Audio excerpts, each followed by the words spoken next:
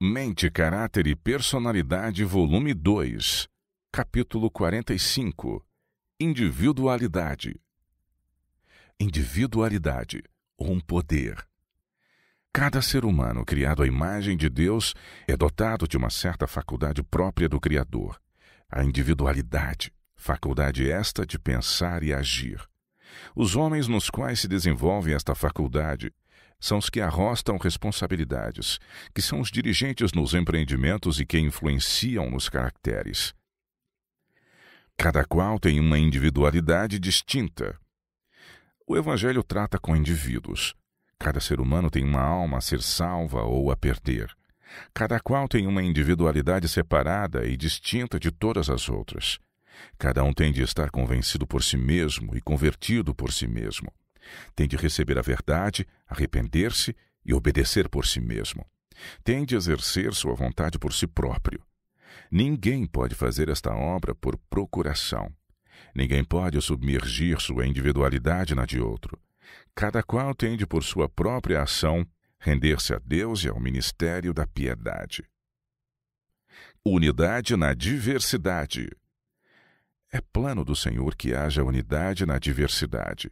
Não existe um homem que possa servir de critério a todos os outros homens. Nossos vários encargos são proporcionados a nossas várias capacidades. Fui expressamente instruída de que Deus dotou os homens de diferentes graus de capacidade e então os coloca onde possam fazer a obra para a qual se acham habilitados. Cada obreiro deve dar a seus coobreiros o respeito que deseja lhes seja concedido. A mente dos homens difere. Por que precisamos de um Mateus, um Marcos, um Lucas, um João, um Paulo e todos esses outros autores que apresentaram seu testemunho acerca da vida do Salvador durante seu ministério terrestre? Por que não poderia um dos discípulos ter escrito um relatório completo, dando-nos assim um concatenado registro da vida e obra de Cristo? Os evangelhos diferem, todavia neles o registro se une num todo harmonioso. Um autor apresenta pontos que outro não apresenta. Se esses pontos são essenciais, por que não os mencionam todos os autores? É porque a mente dos homens difere e não compreendem as coisas exatamente da mesma maneira. Algumas verdades apelam muito mais fortemente ao espírito de uma classe de pessoas do que a outros. Alguns pontos se afiguram muito mais importantes a alguns do que a outros. O mesmo caso se aplica aos oradores. Alguns oradores se demoram em considerações longas sobre pontos que os outros tocam apenas ou nem os mencionam. Assim, a verdade é apresentada mais claramente por vários do que por um só. Não deve ser destruída a individualidade. O Senhor não deseja que nossa individualidade seja destruída. Não é seu desígnio que quaisquer duas pessoas sejam exatamente iguais nos gostos e disposições. Todos têm característicos que lhes são particulares, e estes não se devem destruir, mas educar, moldar, afeiçoar segundo a semelhança de Cristo. O Senhor dirige as aptidões e capacidades naturais em sentido proveitoso. No aperfeiçoamento das faculdades dadas por Deus, o talento e a capacidade se desenvolvem se o instrumento humano reconhecer o fato de que todas as suas faculdades são dom de Deus, para serem empregadas não para fins egoístas, mas para a glória de Deus e bem de nossos semelhantes. Cada criança com sua individualidade. Pode a criança ser tão disciplinada que, como animal, não tenha vontade própria, perdendo-se a sua individualidade na do mestre. Tanto quanto possível deve cada criança ser ensinada a ter confiança em si mesma. Pondo em exercício as várias faculdades, aprenderá onde é mais forte e em que é deficiente. O instrutor sábio dará especial atenção ao desenvolvimento dos traços mais fracos, para que a criança possa formar um caráter bem equilibrado e harmonioso. O casamento não destrói a individualidade. Nem o marido nem a esposa devem pensar em exercer governo arbitrário um sobre o outro. Não intentem impor um ao outro os seus desejos. Não é possível fazer isso e, ao mesmo tempo, reter o amor mútuo. Sede bondosos, pacientes, longânimos, corteses e cheios de consideração mútua. Pela graça de Deus podeis ter êxito em vos fazerdes mutuamente felizes, como prometestes no voto matrimonial.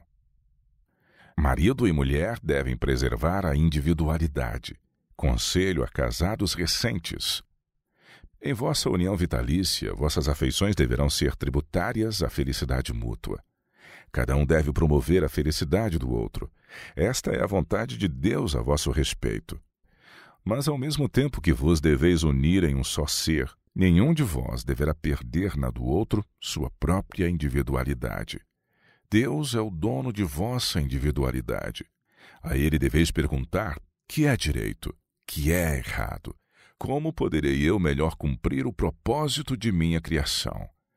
Ou não sabeis que o vosso corpo é o templo do Espírito Santo, que habita em vós, proveniente de Deus, e que não sois de vós mesmos? Porque fostes comprados por bom preço, glorificai, pois, a Deus no vosso corpo e no vosso espírito, os quais pertencem a Deus. 1 Coríntios 6, 19 e 20. Vosso amor ao que é humano deve ser secundário ao vosso amor a Deus. A força de vossa afeição deve refluir para aquele que deu a vida por vós. Vivendo para Deus, a alma faz convergir nele suas melhores e mais elevadas afeições. É para aquele que morreu por vós a maior manifestação do vosso amor. Se assim for, vosso amor mútuo será segundo o plano do céu. Nós temos uma individualidade particular nossa, e a individualidade da esposa nunca deve emergir na do esposo. A consagração aformoseia a individualidade. A vida consagrada ao serviço de Deus se desenvolverá e embelezará em sua individualidade. Pessoa alguma pode emergir sua individualidade na de outro, mas todos nós, como indivíduos, somos enxertados no tronco Pai, e aí haverá unidade na diversidade. O grande artista mestre não fez duas folhas da mesma árvore exatamente iguais. Assim, seu poder criador não dá a todas as mentes a mesma semelhança. São criadas para viver através dos séculos sem fim e deve haver completa unidade. Mente se amalgamando com mente, mas não existem duas do mesmo molde. Deus dá a cada um uma obra individual. As coisas do mundo natural devem ser consideradas e sua lição aplicada à vida espiritual, ao crescimento espiritual. A todo o homem, Deus, não o homem, deu sua obra. Esta é uma obra individual, a formação de um caráter segundo a semelhança divina. Não deve o lírio porfiar por ser semelhante à rosa. Há distinções na formação das flores e nos frutos, mas todos derivam de Deus, sua variedade peculiar. Todos pertencem ao Senhor. Assim é o propósito de Deus, que mesmo os melhores dentre os homens não tenham todos as mesmas qualidades. Respeito mútuo. Todos nós temos uma obra a fazer. Podemos ter nacionalidades diversas, mas todos devemos ser um em Cristo. Se permitirmos que peculiaridades de caráter e disposição nos separem aqui, como podemos esperar viver juntos no céu? Devemos nutrir amor e respeito mútuos. Tem de haver entre nós a unidade pela qual Cristo orou. Fomos comprados por preço, e devemos glorificar a Deus em nosso corpo e nosso espírito. Completo fracasso quando copiamos outros. O homem que procure seguir os moldes do caráter de qualquer outro homem fracassará por completo. Toda pessoa deve esperar de Deus o cuidado de si, negociando com conscienciosa fidelidade com os talentos que Deus lhe confiou. Desenvolvei a vossa salvação com temor e tremor, porque Deus é quem efetua em vós tanto querer como realizar, segundo a sua boa vontade. Filipenses 2, versos 12 e 13. É em vós, irmão, em vós, não em algum outro por vós. Vós deveis ter uma experiência individual. Então tereis alegria em vós mesmos e não em outro. Cada mente tem sua força particular. Dói-me ver o pouco valor atribuído a homens a quem o Senhor usou como instrumentos e a quem Ele ajudará ainda. Não permita Deus que a mente de um homem siga o conduto mental de outro homem. A mentalidade de determinado homem pode ser por alguns exaltada como sendo em todos os pontos superior, porém cada mentalidade tem sua fraqueza particular. A mentalidade de um homem suprirá a deficiência do outro. Mas se todos operam sob o mesmo jugo, e lhes for incutido ânimo para não esperarem que os homens os orientem quanto ao seu dever, mas sim Deus, então se desenvolverão sob a guia do Espírito Santo e atuarão em harmonia com seus irmãos. Um suprirá as faltas do outro. Não moldar mentes alheias. Deus deu a todo homem sua responsabilidade individual. Desenvolvei a vossa salvação com temor e tremor. Não compete ao homem desenvolver a salvação de qualquer outro homem. Não deve ele tornar-se o carbono da mentalidade de qualquer outro homem. É-lhe requerido agir segundo sua capacidade, de acordo com a habilidade que Deus lhe deu. Nenhum homem, seja qual for sua experiência, seja qual for sua posição, deve julgar que realizou uma obra maravilhosa quando amolda e modela a mente de qualquer ser humano segundo sua própria mentalidade e o ensina a expor os sentimentos que ele possa expressar. Isto se tem feito repetidamente em prejuízo de seres humanos. Não ser uma sombra de outros. Oh, quantos obreiros precisam que o Espírito de Jesus os mude e amolde como o barro se amolda nas mãos do oleiro. Uma vez tendo esse espírito, não haverá entre eles nenhum espírito de divergência. Ninguém será tão estreito que queira que tudo se faça segundo a sua maneira, tudo conforme as suas ideias. Não haverá sentimento desarmonioso entre ele e seus coobreiros irmãos que não alcancem a sua norma. O Senhor não quer que qualquer de seus filhos seja a sombra de outros, mas deseja ele que cada qual seja simplesmente a sua própria pessoa, aprimorada, santificada, enobrecida, imitando a vida e o caráter do grande modelo. O espírito estreito, o ensimismado, exclusivista que tudo guarda dentro dos limites do próprio eu, tem sido um malefício à causa de Deus, e sempre será onde quer que se lhe permita existir. Ninguém deve submergir a mente. Deus permite a todo ser humano exercer sua individualidade. Não deseja ele que ninguém submerja a mente na mente de um semelhante mortal.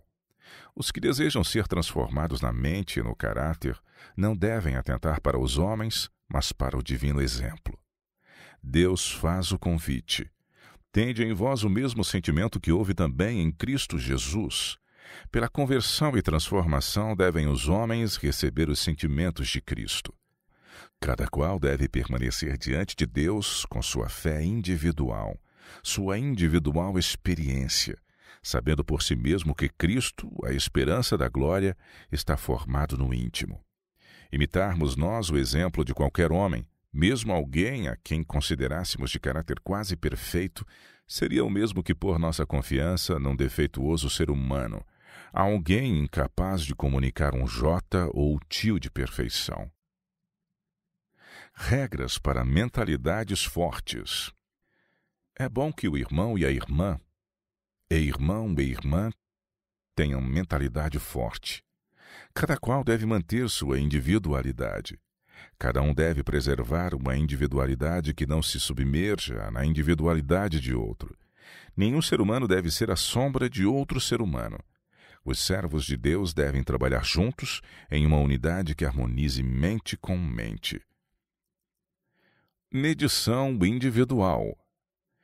Homem algum pode crescer em lugar de outro até a plena estatura de varão. Cada qual tende por si mesmo a alcançar sua medida individual.